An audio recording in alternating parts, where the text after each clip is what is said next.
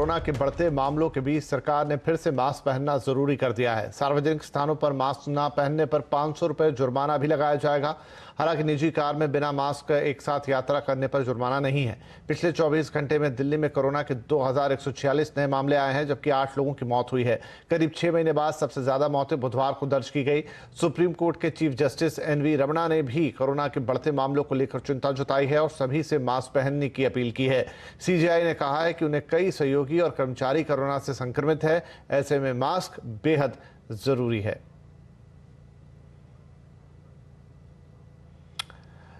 अब बात कर लेते हैं कॉमेडियन राजू श्रीवास्तव की सेहत से जुड़ी हुई खबरों की। राजू श्रीवास्तव की स्थिति दिल्ली एम्स में नाजुक बनी हुई है। उनकी हालत बेहद क्रिटिकल है। डॉक्टरों के मुताबिक अगले कुछ घंटे बेहद अहम रहेंगे। फिलहाल उन्हें डॉक्टरों ने ICU में रखा हुआ है। जिम करते वक्त राजू श्रीवास्तव के सीने में तेज दर्द हुआ था। पहले वो बेहोश होकर गिरे, इसके बाद उन्हें एम्स में भर्ती करवाया गया था। डॉक्टरों के मुताबिक उन्हें हार्ट अटैक आया है। डॉक्टर उन पर नजर बनाए हुए हैं। रक्षा मंत्री राजनाथ सिंह ने राजू श्रीवास्तव के स्वास्थ्य की जानकारी भी ली। राजनाथ सिंह ने एम्स निदेशक डॉक्टर रणदीप गुलेरिया से फोन पर बातचीत की।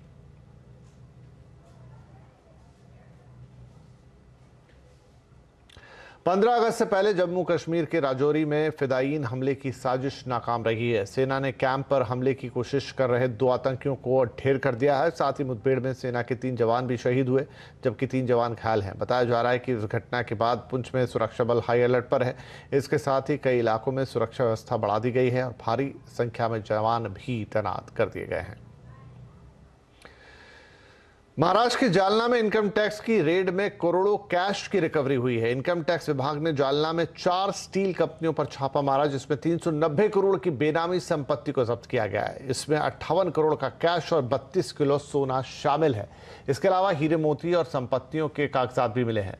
रेड में अधिकारियों को इतना कैश मिला कि उन्हें गिनने में अधिकारियों को करीब 13 घंटे का वक्त लग गया। नोट गिनने वाली मशीनें मंगाई गई, तब जाकर 13 घंटे में गिनती पूरी हो पाई। बताया जा रहा है कि स्टील कंपनियां कमाई के एक बड़े हिस्से को मिस डिक्लेयर कर रही थी, जिसके बाद IT विभाग ने यहां छापा मारा। इनकम टैक्स की रेड काफी फिल्मी स्टाइल में भी की गई। छापेमारी के लिए इनकम टैक्स के अधिकारी बाराती बनकर पहुंचे थे। इनकी गाड़ियों पर लिखा था, दुल्हन हम ले जाएंगे।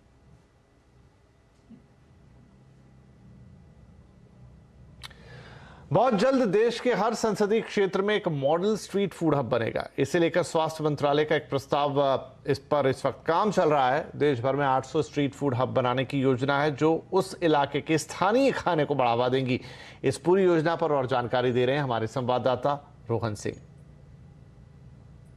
का चांदनी चौक हो या फिर कोलकाता का पार्क स्ट्रीट या फिर इंदौर का सर्राफा बाजार, स्ट्रीट फूड के प्रेमियों के लिए ये कुछ ऐसे नाम हैं जो उनके जहन में हमेशा रहते हैं। लेकिन सरकार अब एक ऐसी योजना पे काम कर रही है जहां हर पार्लियामेंट्री कॉन्स्टिट्यूंसी में एक स्ट्रीट फूड हब कम से कम बनाया जाएगा। और इसके लिए स्वास्थ्य मंत्रालय ने एक प्रपोजल दिया है। पूरे देश में 800 से ज़्यादा स्ट्रीट फूड हब बनाने की तैयारी की जा रही है और इससे 2 फायदे होने जा रहे हैं। सबसे पहले तो जो इंडिजिनस फूड है, जो उस इलाके की खासियत है, उस इलाके के जो खान पान है, उसको बढ़ावा दिया जाएगा। और दूसरा, जो पर्यटक आते हैं अलग अलग जगहों से, उनको एक साफ और एक हाइजीनिक स्ट्रीट फूड हब के बारे में पता चलेगा और भारतीय खाने को लेकर उनमें जो कॉन्फिडेंस है वो बढ़ेगा।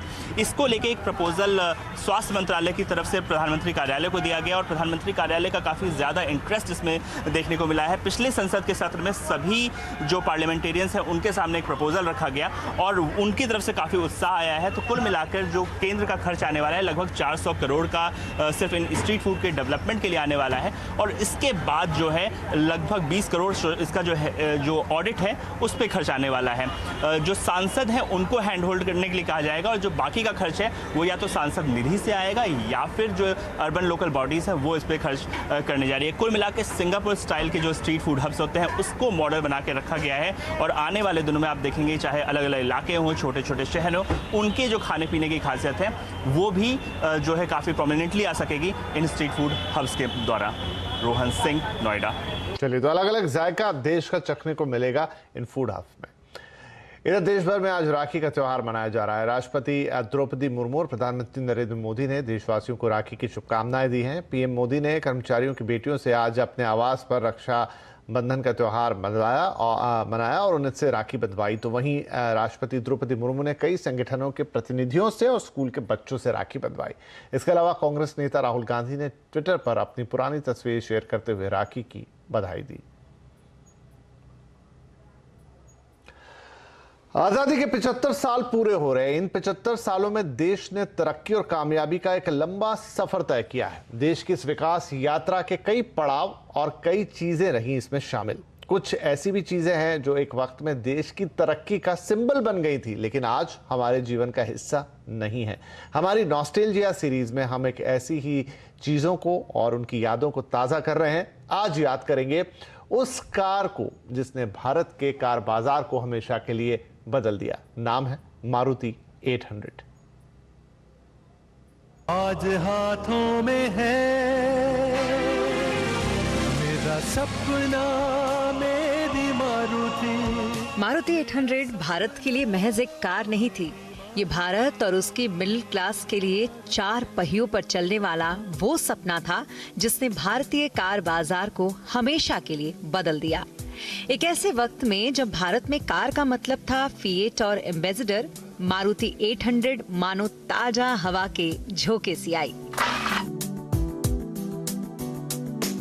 अब बात करीब 40 साल पहले की है, जब भारत सरकार की कंपनी मारुति उद्योग लिमिटेड ने जापान की सुजुकी से हाथ मिलाया और देश को मिली मारुति 800। मारुति 800 आने से पहले ही छा गई थी।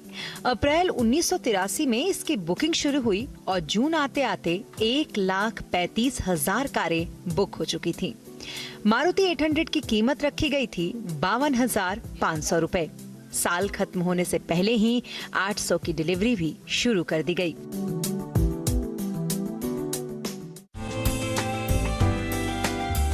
मारुति 800 के पहले 10 ग्राहकों को तत्कालीन प्रधानमंत्री इंदिरा गांधी ने खुद अपने हाथों से कार की चाबी सौंपी।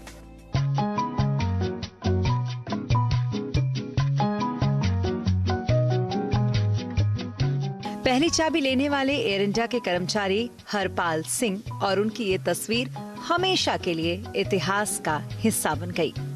मारुति की ये छुटकी भारत को भा गई थी। फिर क्या था, हर गुजरते साल में मारुति 800 ने बिक्री के नए रिकॉर्ड बनाए। इस कार की चाहत का आलम यह था कि 90 के दशक में देश की हर 10 में से 8 कारें मारुति 800 थी।